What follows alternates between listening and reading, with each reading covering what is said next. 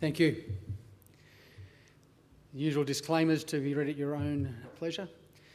Okay, Codrus Minerals, we listed last year at the end of June, and in 7 months we've been able to get exploration moving forward on each of the 4 projects that we hold within the company. 3 of the projects are in Western Australia, 2 in the Kalgoorlie district, 1 up in Nullapine in the Pilbara, and then the 4th project is over in Oregon in the Western USA. All projects in Australia are close to existing operating assets, making the pathway to monetise them far quicker than if they were out in much further afield areas. We're strongly supported with a cash balance of $6 million and attractive capital structure, with Blackstone Minerals sitting in at about 46%. So the first project that we'll get into is Redgate. Redgate is 140 kilometres north of Kalgoorlie, in an area that received a little bit of exploration and mining in the 80s and was then largely forgotten about through the 90s and 2000s. That started to change when Saracen, now Northern Star, started working around the old Porphyry mine. Porphyry was mined in the 80s, it's an oxide pit. It's now produced or has resources and reserves up to and including 1 million ounces. Recently, Nexus Minerals has been getting some great results just to the southeast of Porphyry, and we've been up working on our ground directly to the north. Our maiden drilling for Redgate was returned recently, and what we got to see there was some really wonderful numbers come through, the highlight being 23 metres at 3.8 from 14 metres downhole, including 5 metres at just under 15 grams a tonne. So from an exploration in a greenfields area, this is really exciting stuff. The program was only 3,000 metres and was spread over 4 different prospects. 2 of them come back with good mineralisation. So really, really encouraging. We're working on having very good systematic build-up right the way through our exploration process on each of our projects, and it's no different to Redgate. So we'll be going in here and doing a little bit of follow-up drone magnetic survey work to try and really help us underpin the geology. When we start to look at the intercepts, we can see that there is a little bit of historic drilling in the very north at Porphyry North, and at Porphyry West there was sporadic shallow drilling, and we've gone in and drilled holes up to the order of 200 metres. In there we can see that we're seeing mineralisation located on the granite contact in the pink, and the very footwall of that granite contact is where we're seeing the mineralisation, which is really interesting when we look at some of the additional exploration that we've done where we've received gold mineralisation, yet with the rig capacity that we had, we weren't able to achieve penetrating into that lower contact.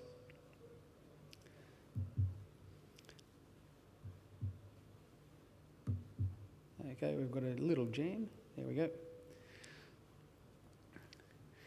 And so when we step to the cross-section on the left of screen, we're about 80 metres north of where we had the high-grade mineralisation. We didn't get through to that lower contact where we'd be expecting the higher-grade mineralisation, but we still picked out 16 metres at 3, and quite interestingly, up in the mafics, 1 metre at 21 grams a tonne.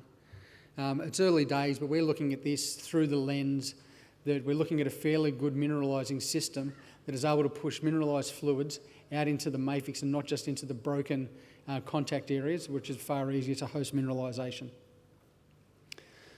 The maiden program with this success will obviously be followed up with further drilling. We're still waiting for about 40% of our assays to be returned.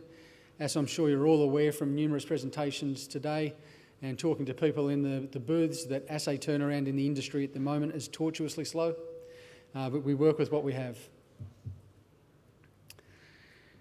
At Middle Creek, we're up in the Nullagine area, up in the Pilbara, an area that has been mined sporadically on and off for over 60 years. Some of the better known deposits up there are the Blue Spec mine that was mined for just under 300,000 ounces at about 16 grams a tonne, and then the Golden Eagle Mining Centre that was previously run by Millennium and is now owned by Novo Gold, where they're processing ore from their Beatons Creek operations. Luckily for us, over the last couple of decades, exploration in this district has been a little bit myopic. It was always have to be on either the northern Blue Spec fault, the southern Middle Creek fault, and look for arsenic anomalism and step off from there to look for gold. So what we have is a very well endowed mineralised district, and all of our tenure has 0 drilling. There's not a drill hole in there. We pegged all of these licences and then set about doing some soil sampling. And with the soil sampling, we quickly come about to find a number of well-mineralised trends. We did some rock chip sampling and we're seeing multiple areas through the district returning plus 1 gram rock chips. So it's an area that is extremely underexplored. We're in there at the current time and we want to be able to try and give these soils some geological context. So we're out there with an excavator at the current time, excavating some trenches around these soil anomalies so we can do some mapping, do some further sampling and actually drill with genuine intent later in the year. So Middle Creek, it's a wonderful target. It's very early days for it and we're moving it forward.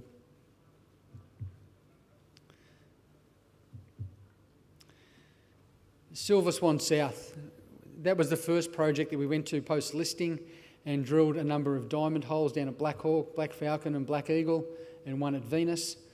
These holes were really good in telling us that we had the right geology if we want to look further south in the gold to Kanowna Belle and in some of the ultramafics, similar style to what you'd be looking for nickel mineralisation.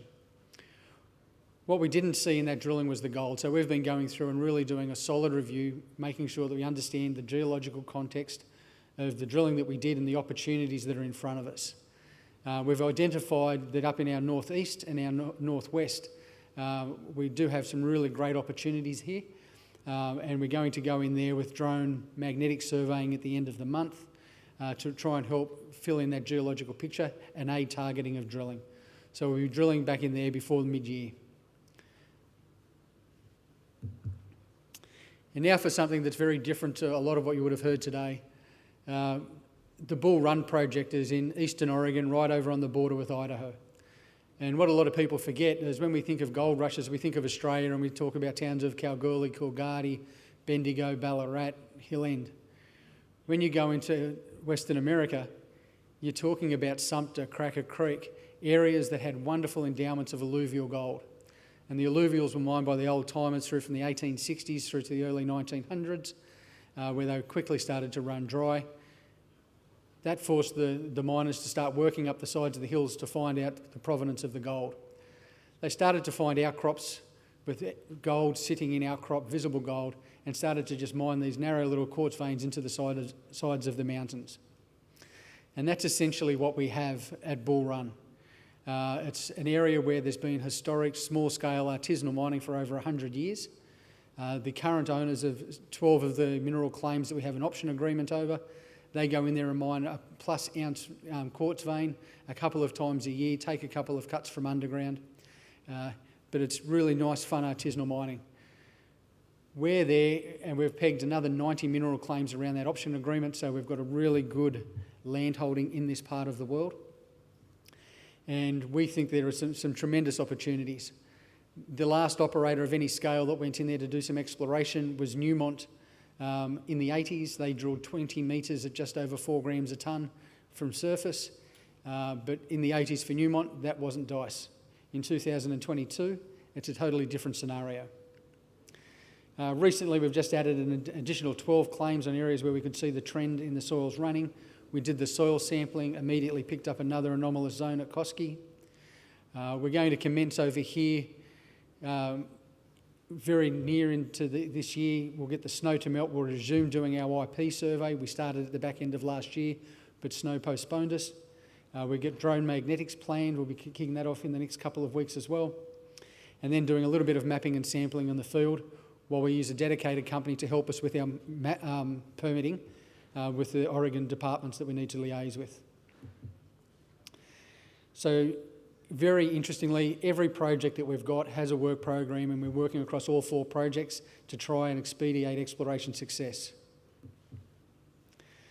So shares on issue, very simple, 75 million shares on issue, $6 million cash in the bank and an enterprise value of 4.5, which is way below market. So where do we sit? We're highly leveraged to exploration success. We've got a well-credentialed management team that has been there and done it before, from exploration through to building mines and operating mines. We've got an attractive capital structure, and I would urge you to have a very good look at our business, and I think it's a wonderful chance to invest. Thank you very much for your time.